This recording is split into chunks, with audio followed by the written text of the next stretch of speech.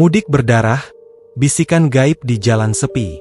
Lebaran telah tiba, dan keluarga kecil Pak Rahman bersiap untuk melakukan perjalanan mudik ke kampung halaman di Jawa Tengah. Pak Rahman, seorang pekerja keras di Jakarta, istrinya yang penyayang, Bu Tuti, dan anak mereka yang berusia 3 tahun, Kinan, penuh semangat menyambut perjalanan panjang ini. Mobil tua mereka telah dipersiapkan dengan matang, bekal makanan dan minuman telah dikemas rapi, dan hati mereka dipenuhi dengan harapan akan pertemuan hangat dengan keluarga besar. Namun, kegembiraan itu mulai memudar saat mereka memasuki jalan tol yang sepi. Malam telah larut, dan hanya sedikit kendaraan yang melintas. Hujan rintik-rintik mulai turun, menambah suasana suram dan mencekam. Kinan tertidur pulas di kursi belakang, sementara Pak Rahman dan Bu Tuti bergantian menyetir, berusaha melawan rasa kantuk yang mulai menyerang. Tiba-tiba, sebuah bayangan putih melintas di depan mobil. Pak Rahman mengerem mendadak, jantungnya berdebar kencang. Ia melihat ke arah bayangan itu, namun tidak melihat apa-apa. Bu Tuti terbangun dari tidurnya, bertanya apa yang terjadi. Pak Rahman hanya menggelengkan kepala, berusaha meyakinkan diri bahwa itu hanya ilusi karena kelelahan. Mereka melanjutkan perjalanan, namun perasaan tidak nyaman mulai menyelimuti mereka. Suara-suara aneh mulai terdengar dari luar mobil, seperti bisikan-bisikan samar dan tawa-tawa mengerikan. Kinan terbangun dari tidurnya, menangis ketakutan. Mobil mereka tiba-tiba mogok di tengah jalan yang sepi. Pak Rahman mencoba menghidupkan mesinnya, namun tidak berhasil. Ia keluar dari mobil untuk memeriksa mesin, sementara Bu Tuti menenangkan Kinan yang semakin histeris. Saat Pak Rahman sedang sibuk memeriksa mesin, ia melihat sesosok wanita berambut panjang dan berbaju putih berdiri di tengah jalan, beberapa meter di depan mobil.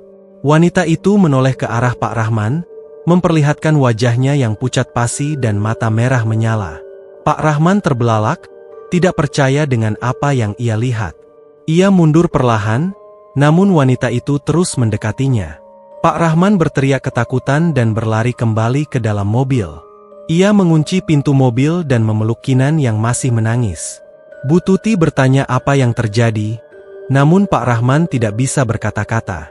Ia hanya menunjuk ke arah wanita itu dengan tangan gemetar. Wanita itu mendekati mobil, mengetuk-ngetuk kaca jendela dengan jarinya yang panjang dan kuku tajam.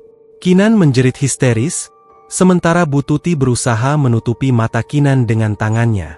Pak Rahman berusaha menghidupkan mesin mobil, namun tetap tidak berhasil. Ia merasa putus asa dan ketakutan. Ia tidak tahu harus berbuat apa lagi. Tiba-tiba, wanita itu menghilang. Pak Rahman menghela napas lega, namun kelegaannya tidak berlangsung lama. Ia melihat sesosok pocong muncul di kursi belakang, tepat di samping Kinan. Pocong itu berwajah pucat dengan mata melotot dan mulut terbuka lebar. Ia mengulurkan tangannya yang kaku dan mencoba meraih Kinan. Kinan menjerit histeris dan meronta-ronta. Bu Tuti berusaha melindungi Kinan, namun pocong itu terlalu kuat. Ia berhasil menarik Kinan keluar dari mobil dan membawanya ke dalam hutan. Pak Rahman dan Bu Tuti berteriak histeris, namun mereka tidak bisa berbuat apa-apa. Mereka hanya bisa melihat Kinan dibawa pergi oleh pocong itu. Mereka keluar dari mobil dan berlari mengejar pocong itu, namun pocong itu terlalu cepat. Mereka kehilangan jejak pocong itu di tengah hutan yang gelap. Pak Rahman dan Bu Tuti putus asa. Mereka menangis terseduh-seduh, menyesali keputusan mereka untuk mudik pada malam hari. Mereka tidak tahu harus mencari Kinan kemana. Pak Rahman dan Bu Tuti tidak menyerah. Mereka terus mencari Kinan di dalam hutan, meskipun hari sudah mulai pagi. Mereka berteriak-teriak memanggil nama Kinan, namun tidak ada jawaban. Mereka menemukan sebuah gubuk tua di tengah hutan. Gubuk itu tampak angker dan tidak terawat. Pintu dan jendelanya tertutup rapat, dan lumut tebal menutupi dindingnya. Pak Rahman dan Bu Tuti mendekati gubuk itu dengan hati-hati. Mereka mengetuk pintu, namun tidak ada jawaban. Mereka mencoba membuka pintu, namun terkunci. Pak Rahman memecahkan jendela dengan batu dan masuk ke dalam gubuk. Bu Tuti mengikutinya dari belakang. Gubuk itu gelap dan pengap. Bau apak dan anyir menyeruak, membuat mereka mual. Pak Rahman menyalakan senter ponselnya dan melihat sekeliling. Gubuk itu penuh dengan barang-barang rongsokan, seperti perabotan rusak, pakaian compang-camping, dan tulang belulang hewan. Di sudut ruangan, terdapat sebuah sumur tua yang ditutupi papan kayu. Pak Rahman dan Bu Tuti mencari Kinan di setiap sudut gubuk, namun mereka tidak menemukannya. Mereka mulai putus asa dan ketakutan. Tiba-tiba, mereka mendengar suara tawa anak kecil dari dalam sumur. Pak Rahman dan Bu Tuti saling berpandangan, lalu mendekati sumur itu. Mereka mengangkat papan kayu yang menutupi sumur dan melihat ke dalam. Mereka terkejut melihat Kinan berdiri di dasar sumur, tersenyum kepada mereka. "Ayah, Ibu, ayo masuk ke sini," ajak Kinan dengan suara riang. Pak Rahman dan Bu Tuti saling berpandangan lagi, bingung dan takut. Mereka tidak yakin apakah Kinan yang mereka lihat itu adalah Kinan yang asli atau hanya tipuan makhluk halus. "Kinan, ayo keluar dari sana," teriak Bu Tuti. "Tidak mau, Bu. Di sini enak, banyak teman," jawab Kinan sambil tertawa. Tiba-tiba, sosok pocong muncul dari dalam sumur dan meraih tangan Kinan. Pocong itu menarik Kinan ke dalam sumur, lalu menghilang bersama Kinan. Mereka berusaha untuk menyelamatkan Kinan, namun mereka tidak bisa. Sumur itu terlalu dalam dan gelap. Pak Rahman dan Bu Tuti terduduk lemas di tepi sumur, menangis terseduh-seduh. Mereka merasa sangat bersalah karena tidak bisa melindungi Kinan. Tiba-tiba, mereka mendengar suara langkah kaki mendekat. Mereka menoleh dan melihat seorang kakek tua berdiri di depan mereka. Kakek itu memiliki wajah keriput dan mata cekung. Ia mengenakan sarung dan percent hitam. Kakek itu memperkenalkan dirinya sebagai Mbah Karso, penghuni gubuk tua itu. Ia mengatakan bahwa ia telah melihat semua yang terjadi. Ia juga mengatakan bahwa Kinan telah dibawa ke alam gaib oleh pocong penunggu sumur. Mbah Karso menceritakan bahwa sumur itu dulunya adalah tempat pembuangan mayat korban pembantaian massal. Arwah-arwah korban pembantaian itu tidak tenang dan bergentayangan di sekitar sumur. Mereka sering menculik anak-anak kecil untuk dijadikan teman bermain mereka. Pak Rahman dan Bu Tuti terkejut mendengar cerita Mbah Karso. Mereka memohon kepada Mbah Karso untuk membantu mereka menyelamatkan Kinan. Mbah Karso setuju untuk membantu mereka, namun ia mengatakan bahwa itu tidak akan mudah. Ia harus melakukan ritual khusus untuk membuka portal ke alam gaib dan melawan pocong penunggu sumur. Malam itu, Mbah Karso melakukan ritual pemanggilan arwah di depan sumur tua. Ia membakar kemenyan, membaca mantra-mantra kuno, dan menaburkan bunga 7 rupa. Pak Rahman dan Bu Tuti duduk di samping Mbah Karso, berdoa agar ritual itu berhasil. Mereka berharap bisa segera bertemu kembali dengan Kinan. Setelah beberapa saat, sumur tua itu mulai bergetar. Airnya bergolak, dan suara-suara aneh terdengar dari dalam sumur. Tiba-tiba, pocong penunggu sumur muncul dari dalam sumur. Ia menatap Mbah Karso dengan tatapan marah. Mbah Karso tidak gentar. Ia melawan pocong itu dengan mantra-mantra dan jimat-jimat yang ia miliki. Pertempuran antara Mbah Karso dan pocong itu berlangsung sengit. Mbah Karso berhasil melukai pocong itu dengan keris pusakanya. Namun pocong itu juga berhasil melukai Mbah Karso dengan cakarnya yang tajam. Akhirnya, Mbah Karso berhasil mengalahkan pocong itu.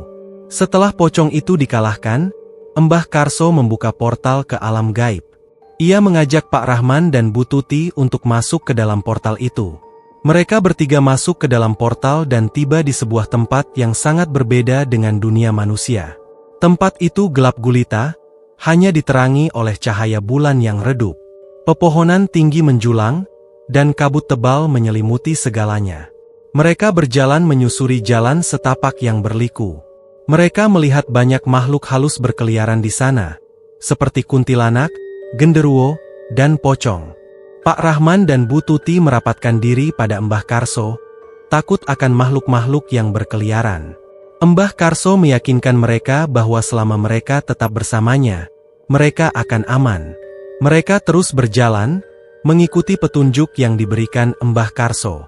Mereka melewati sungai yang airnya berwarna merah darah, hutan yang dipenuhi pohon-pohon berwajah manusia, dan rawa-rawa yang dihuni oleh makhluk-makhluk aneh. Setelah berjalan cukup lama, mereka sampai di sebuah desa yang tampak sepi dan sunyi. Rumah-rumahnya terbuat dari kayu dan bambu, dengan atap rumbia yang sudah lapuk. Mereka melihat Kinan sedang bermain dengan anak-anak lain di halaman sebuah rumah. Kinan tampak bahagia dan tidak menyadari kehadiran mereka. Pak Rahman dan Bu Tuti berlari menghampiri Kinan, namun Kinan tidak merespon. Ia terus bermain, seolah-olah tidak melihat mereka. Mbah Karso menjelaskan bahwa Kinan telah terikat dengan dunia gaib. Ia harus dibebaskan dengan cara melakukan ritual khusus. Mbah Karso mengajak Pak Rahman dan Bu Tuti ke sebuah tempat yang dianggap keramat oleh penduduk desa gaib. Tempat itu adalah sebuah pohon beringin tua yang diakini sebagai tempat tinggal roh-roh leluhur. Mbah Karso melakukan ritual pembebasan Kinan di bawah pohon beringin itu. Ia membakar dupa, membaca mantra-mantra kuno, dan menaburkan bunga 7 rupa. Ritual berlangsung selama berjam-jam. Pak Rahman dan Bu Tuti terus berdoa agar ritual itu berhasil. Mereka berharap bisa segera membawa Kinan pulang. Tiba-tiba, Kinan berhenti bermain dan menoleh ke arah mereka. Dia tersenyum dan berlari menghampiri mereka. Pak Rahman dan Bu Tuti memeluk Kinan dengan erat. Mereka menangis bahagia karena Kinan telah kembali kepada mereka. Mbah Karso mengatakan bahwa ritual pembebasan Kinan telah berhasil. Kinan telah dibebaskan dari ikatan dunia gaib dan bisa kembali ke dunia manusia. Mbah Karso membuka portal kembali ke dunia manusia. Mereka bertiga masuk ke dalam portal dan tiba kembali di gubuk tua di tengah hutan. Mereka keluar dari gubuk dan melihat mobil mereka sudah bisa menyala. Pak Rahman segera menyalakan mesin dan mereka bergegas meninggalkan hutan. Selama perjalanan pulang, Kinan tertidur pulas di kursi belakang. Pak Rahman dan Bu Tuti saling berpandangan, lega karena Kinan telah kembali dengan selamat. Mereka sampai di rumah dengan selamat. Mereka bersyukur kepada Tuhan karena telah melindungi mereka dari bahaya. Pak Rahman dan Bu Tuti memutuskan untuk tidak menceritakan pengalaman mereka kepada siapapun. Mereka takut jika orang lain tidak akan percaya pada mereka.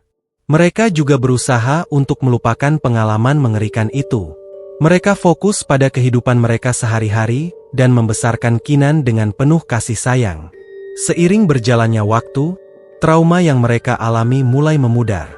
Mereka bisa kembali menjalani kehidupan normal mereka, meskipun mereka tidak akan pernah melupakan pengalaman mengerikan itu. Beberapa tahun kemudian, Pak Rahman dan keluarganya kembali melakukan perjalanan mudik ke kampung halaman. Kali ini, mereka memilih untuk melakukan perjalanan pada siang hari. Mereka tidak ingin mengalami kejadian mengerikan seperti yang pernah mereka alami sebelumnya. Mereka juga tidak ingin bertemu lagi dengan hantu-hantu yang gentayangan di jalanan sepi.